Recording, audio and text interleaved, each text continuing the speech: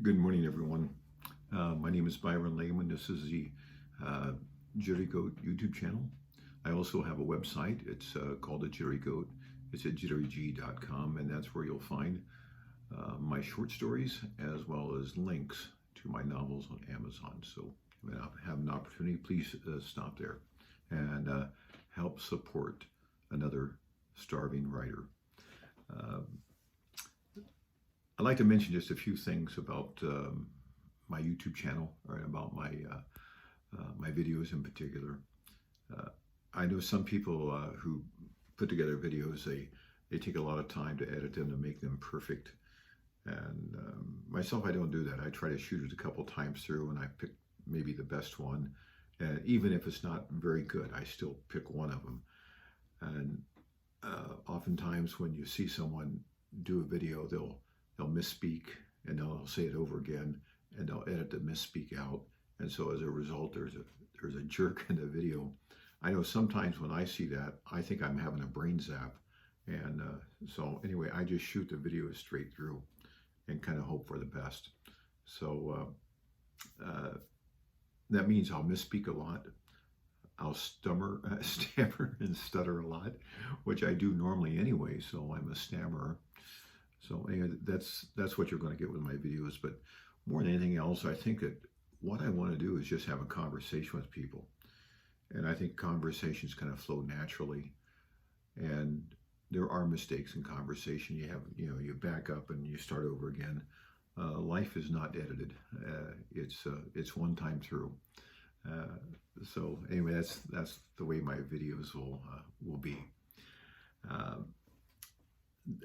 This morning I wanted to introduce a short story, and what I'm going to do with this short story, I normally put the link down in the comment section, but I'm going to put it in the description section of the YouTube channel, and so it'll be easier to get to. And so anyway, this short story that I wrote, it was again written several years ago, and I posted it on my website. I don't know, probably 2 years ago. And I'll put the link to it. And so it reminds me, a lot of inspiration, I think, for me anyway, comes from music. And there's so many great songs, great lyrics to listen to. And sometimes if you're in a particular mood, you hear something and you say, wow, there's more of a story there, or you'd like to tell the rest of the story, or tell the story a little different way. And that's kind of the way with this story that I'm going to post. It's called Aunt Sadie's Locket. And again, I don't know how long ago I wrote it, but it's been some time ago. It's sort of a sad story in a sense, but what's it based on? Well, I'm not absolutely certain, but I'm going to read some lyrics to a song. Eleanor Rigby died in a church and was buried along with her name. Nobody came. Father Mackenzie wiping the dirt from his hands as he walks from the grave. No one was saved. Well, of course, that's the Beatles, and it's Eleanor Rigby. Great song. There's a lot of imagery and visualization throughout that song. You are attached to people immediately. I think this is mainly McCartney's work, and there is no doubt that Paul McCartney lived in Liverpool. He lived among the people, and as he saw different people, he decided to write about them in some way. They greatly affected him. I think that he has to have an incredible love for people, or an incredible way of bringing out personalities and bringing back things in his life, memorializing them more or less in his songs. So anyway, I think that this short story is kind of in that vein, if I may say. And it's called, again, Aunt Sadie's Locket.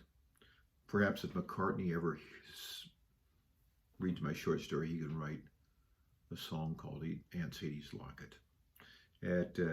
I don't think he will. But anyway, I think it's a good short story.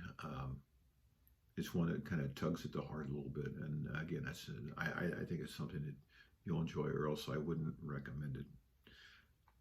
I think that, like all stories, there has to be some sort of a moral to it, or something that makes you think, something that sticks with you.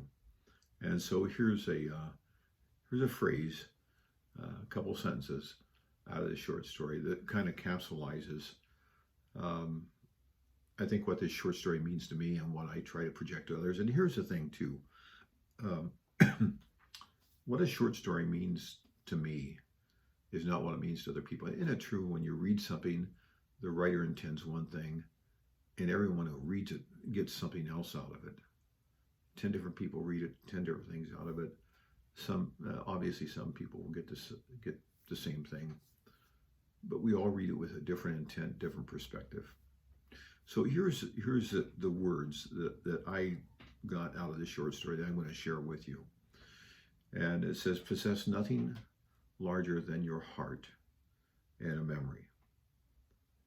It is the small things that bring you the greatest joy and happiness. So these are words here that I put in the story. Now, here's something else about the story, is that I write very few stories in first person. In fact, I can't think of any other story I've written in first person. This is the only one. And the reason why is I guess I don't like writing I and me all the time. Just other than the natural conversation, how you might use I and me, but I don't know. It's just me. It's just I. And so anyway, I'm going to leave it at that. Here's another thing too about inspiration for stories. I think that McCartney, I think he just nails it when he says, all the lonely people, where do they all come from? If you think of all the lonely people, there's a story in each one of them. And I'm going to digress for just a moment here before I quit, because in fact, this is something I thought about just before I put this video together, and it just came to mind again. I remember when I was around 10 or 11 years old, I was kind of obsessed with the sporting news. So what I would do is, I think I'd go over to a drugstore, Davis drugstore in Lima, Ohio. And it was on the corner of Bell Fountain and Elm. And I'd buy the sporting news. I think it cost $0.25. And I'd sit at the soda fountain and I would drink a cherry Coke or a chocolate Coke or a vanilla Coke or plain Coke. And there was always this other guy in there. He was kind of a lumpy looking guy. Dressed kind of drab, but not sloppy. And had a buzz cut, haircut.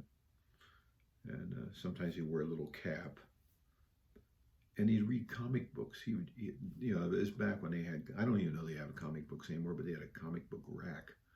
And he'd just pull them out and he'd just read them. And I remember he always chewed gum. And he always chewed the gum with the front of his teeth. And he'd crack it, so forth. And I just remember him. I don't know why. And later on, as I got a little bit older, I moved to another neighborhood, and sometimes I'd have to ride the bus to get around town. And there were several times that I saw this guy, the same guy. He would be on the bus, and he would sit so proper. It was the same man, and he sat with an old, beat-up silver lunch pail in his lap. And he'd get off at a certain place.